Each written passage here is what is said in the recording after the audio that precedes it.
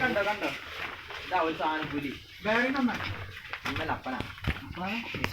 ഇത് കണ്ടോ ഇതൊന്ന് കഞ്ഞിയോ ഇത് പുലിയാണ് ഇത് വേറെ സാധനം ഇത് വേറെ സാധനം അത് വേറെ സാധനം ഇതിനിപ്പോ ഇപ്പൊ ഞാൻ മേടിക്കാൻ പോണ സാധനത്തിന് ഏതാ റോഡ് വീലർ ഇതാ